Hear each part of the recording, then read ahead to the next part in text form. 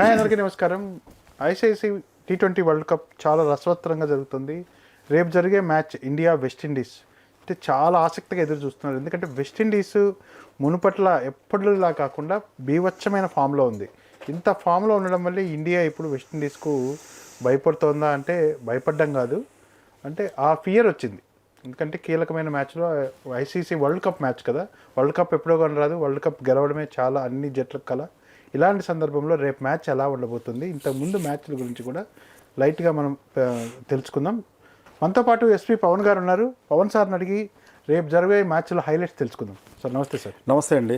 Sir రేపు match గురించి చెప్పండి. వెస్టిండీస్ ఇండియా మ్యాచ్ సెమీస్కి అడుగు పెడుతుందా ఇండియా లేదా అనేది నిజంగా ఇట్స్ $1 మిలియన్ క్వశ్చన్. అయితే చాలామందిలో ఉంది, కొంచెం భయపడుతున్నారు కూడా. ఎందుకంటే వెస్టిండీస్ అసలు ఎంత ఫామ్లోకి వచ్చింది మొన్నటిదాకా. అయ్యో పాపం వెస్టిండీస్ లాస్ట్ ఇయర్ వరకు అనుకున్నాం మనం. అయ్యో అసలు ఎలా ఉండే వెస్టిండీస్ టీము ఎలా అయిపోయింది అది ఇదని. బట్ క్రికెట్లో, పాలిటిక్స్లో, సినిమాల్లో ఎవరు సూపర్ స్టార్ అయిపోతారో తెలియదు బ్రాస్.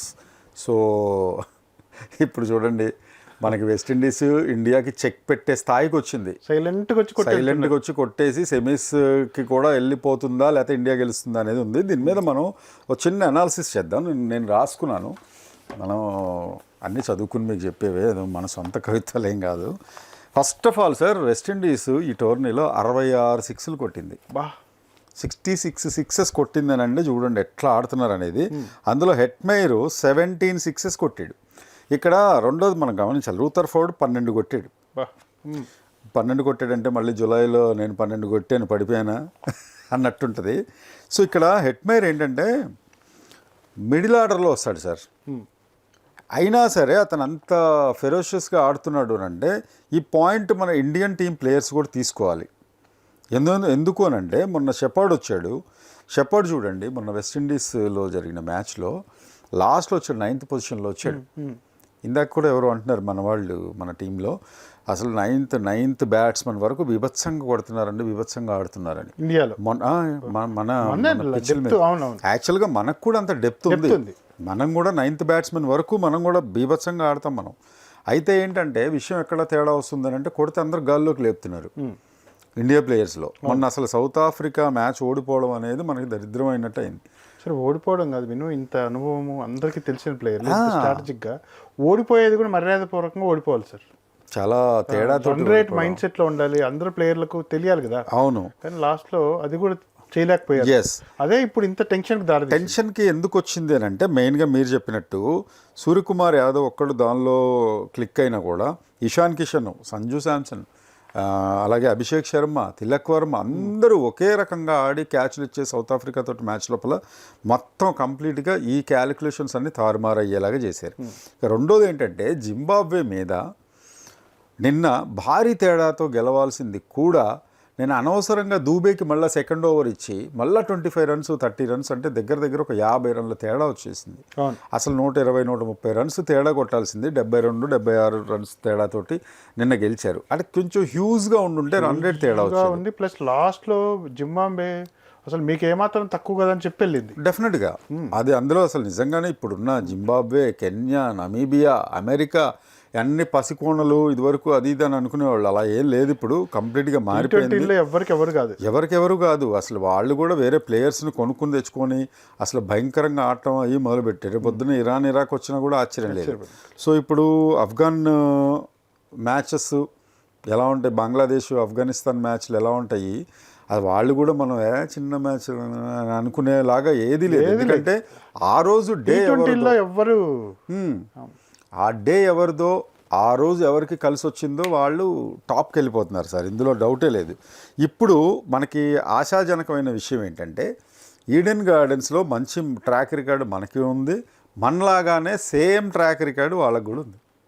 వెస్టిండీస్ కూడా ఒక్క మ్యాచ్ కూడా ఈడెన్ గార్డెన్స్లో ఓడిపోవాలి. ఇది కూడా అందుకే భయపడాల్సిన విషయం. రెండోది, చాలామంది వర్షం ముప్పు ఉంది అంటున్నారు. వర్షం ముప్పు అయితే ఏమీ లేదు. 20 ఓవర్లకి 20 ఓవర్లు జరుగుతాయి. ఫస్ట్ ఇన్నింగ్స్ జరుగుతాయి, సెకండ్ ఇన్నింగ్స్ 20 ఓవర్లు జరుగుతాయి. ఎక్కడా ఉండదు. డక్వర్త్ లూయిస్ పద్ధతి అసలే రాదు. నో డౌట్ వెదర్ చాలా క్లియర్గా ఉంది. రేపు మ్యాచ్ జరగడం ఖాయం. ఇది కిరణ్ టీవీ తరఫున మేము రాసిస్తున్నాం, రాసుకోండి. ఇది నెంబర్ 1. రెండోది ఏంటంటే సూపర్ 8 మ్యాచ్తో సౌత్ ఆఫ్రికా తోటి 2 ఓడిపోయినాయి. వెస్టిండీస్ ఓడిపోయింది ఈ టోర్నీలో, ఇండియా ఓడిపోయింది. ఈ సిమిలారిటీస్ అలాగే జింబాబ్వే మీద 250+ స్కోర్లు కొట్టాయి. కరెక్ట్. ఇది కూడా మనం గమనించాల్సిన విషయం. ఇక -0.1లో ఇండియా ఉంటే వెస్టిండీస్ +1.79లో ఉంది. బట్ ఇక్కడ గెలవటం ఓడటం మాత్రం ఉంది, రన్ రేట్కి మాత్రం ఇది లేదు. ఎందుకంటే ఇక్కడ పాయింట్స్ చూసుకుంటారు. మనది 2 పాయింట్స్ తోటి ఉంది కాబట్టి 4 పాయింట్స్ వచ్చిందంటే ఆటోమేటిక్గా మనం we can go for the semifinals, we can enter in to the semi-final. ఇది చాలా క్లియర్గా చేసుకోవాల్సిన విషయం. ఇక చాలామంది సూర్యకుమార్ యాదవ్ దూబేకి ఎందుకు ఇచ్చాడు, సెకండ్ ఓవర్ ఇవ్వకుండా ఉంటే బాగుండేది. ఇంకొక ఫస్ట్ ఇందాక చెప్పాం కదా, ఇచ్చినందువల్ల మన రన్ రేట్ తగ్గింది. తను అసలు భయంకరంగా వేసాడు. ఫస్ట్ ఓవర్ చాలా దారుణంగా వేసాడు. అది గమనించైనా అట్లీస్ట్ సెకండ్ ఓవర్ బాగా వేయాల్సిందని, అలా చేస్తాడనుకుంటే సెకండ్ ఓవర్ కూడా సమర్పయామి అన్నాడు దూబేని. కానీ ఇక్కడ దూబే గురించి మనం ఇంకో యాంగిల్ మాట్లాడుకోవాలి. అతను ఒక అద్భుతమైన ఆల్రౌండర్ దూబే.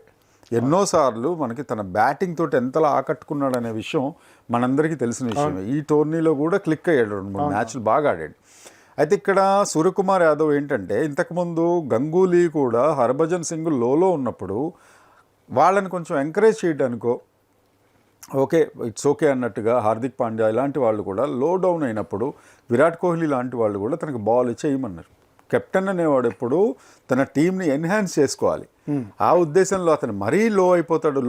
దూబే లాంటి ప్లేయర్ ఆల్రౌండర్ లో అవటం అనేది ఇండియా కరెక్ట్ కాదు టీంకి. సో ఇలాంటి వేదికలపై ఇలాంటి టోర్నమెంట్లో పాజిటివిటీ నింపడానికి ప్రయత్నించాడు. సో అదేం తప్పు కాదు, బ్లండర్ ఏం కాదు. సో ఇక అతని క్యాలిక్యులేషన్ మిస్ అవ్వడం కూడా ఒక అందుకు మంచిదే సూర్యకుమార్ యాదవ్. ఎందుకంటే ఇప్పుడు వెస్టిండీస్తో అలా చేయడు. వెస్టిండీస్తో ఉన్నప్పుడు మళ్ళీ హర్షదీప్కి ఇవ్వడమో, లేకపోతే తిలక్ వర్మకి ఇవ్వటమో, లేకపోతే మనకి బూమ్రాకి ఇవ్వటమో ఏదో ఒకటి చేస్తారు. అయితే ఇక్కడ చాలామంది అంటే ఏంటంటే బూమ్రాని కానీ సరిగా వాడుకోవట్లేదేమో సూర్యకుమారు అనే కొన్ని విమర్శలు వస్తున్నాయి. బట్ ఇప్పుడు కట్టడి చేయగలిగితే బూమ్రా, అక్షర్ అండ్ హార్దిక్ పాండ్యా వీళ్ళే డెఫినెట్గా వాళ్ళు కట్టడి చేయగలుగుతారు. స్పిన్నర్స్కి కూడా వాళ్ళు భయపడే అవకాశం ఉంది. మేబీ కుల్దీప్ ఆడినా కూడా బాగానే ఉంటుందేమో వెస్టిండీస్ టీం తరఫున. బట్ ఇప్పుడున్న పరిస్థితుల్లో ఏమాత్రం ఎక్స్పెరిమెంట్స్ అనేది చెయ్యరు. ఎందుకంటే మోస్ట్ క్రూషియల్ మ్యాచ్ మనకి.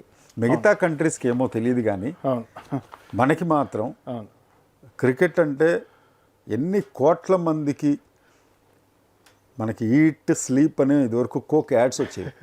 Eat cricket, sleep cricket, play cricket plus ICC కూడా ఇండియా గెలిస్తేనే ఆదాయం ఉంటుంది. ఆదాయం ద్వారా వేరే క్రికెట్ సమాజానికి కూడా సేవ చేయగలుగుతాం. అవును, అనుకోవాలి. ఇండియా గెలిస్తే అసలు అంతకాలం వరకన్నా అది జరగాలి. మనం ఆఫ్ఘనిస్తాన్లో గ్రౌండ్స్ కట్టించాం, మనం అంత ఉదారత చాటుకున్నాం. నేపాల్ కూడా సహాయం చేశారు. నేపాల్కి సహాయం చేశారు. బంగ్లాదేశ్కు ఐసీసీ రావడానికి హెల్ప్ చేశారు. టెస్ట్ హోదా రావడానికి హెల్ప్ చేశారు బంగ్లాదేశ్కు. కానీ వాళ్ళు మర్చిపోయారులేండి, ఆ కృతజ్ఞత లేదు బంగ్లాదేశ్ వాళ్ళకి. ఇప్పుడు వాళ్ళకి లేదు, గవర్నమెంట్కి లేదు, ప్రజలకి లేదు. ఆఫ్ఘనిస్తాన్ కొంచెం ఉంది ఆ కృతజ్ఞత. బట్ క్రికెట్లో ఎవరైనా అది వేరు ఇది వేరు అంటే వాళ్ళని వెల్కమ్ చేయొచ్చండి. ఇప్పుడు నమీబియా లాంటి జట్లు, లేకపోతే కెన్యా లాంటివి, అమెరికా జట్లు కూడా ఆస్ట్రేలియాని ఇంటికి పంపించేసేయంటే చూడండి, మామూలుగా ఆస్ట్రేలియా ఇంటికి పంపించేసి. అంటే ప్రతి ఒక్కళ్ళు అంటే గేమ్ బాగా ఎన్హాన్స్ అయింది, బాగా టాలెంటెడ్ ప్లేయర్స్ వస్తున్నారు. ఈ నేపథ్యంలో ఇండియా గెలవాలి అని చెప్పి మనస్ఫూర్తిగా కోరుకుందాం. డెఫినెట్గా ఇండియా గెలుస్తుంది, సెమీస్లోకి అడుగు పెడుతుంది. ఒకవేళ ఇండియా సెమీస్లోకి వెళ్తే ఈక్వేషన్స్ ఎలా ఉంటాయి అని అంటే డెఫినెట్గా ఫైనల్స్కి చేరుతుంది. ఫైనల్స్లో చేరితే మాత్రం అట్నుండి మనకి ఎక్కువగా సౌత్ ఆఫ్రికా ఫైనల్స్కి వచ్చే అవకాశాలు కనపడుతున్నాయి ఇప్పుడున్న సినారియోని బట్టి. అలా చూసుకుంటే India and south Africa finals ఆడే అవకాశం ఉంటుంది. సో ఇదే జరగాలి అని కోరుకుందాం. డెఫినెట్గా ఈసారి కూడా కప్పు గెలవాలని మనం కోరుకుందాం. మళ్ళీ ఫైనల్స్ అప్పుడు మనం కలుద్దాం. కప్పు నమ్మదే అనుకుందాం. Thank you sir.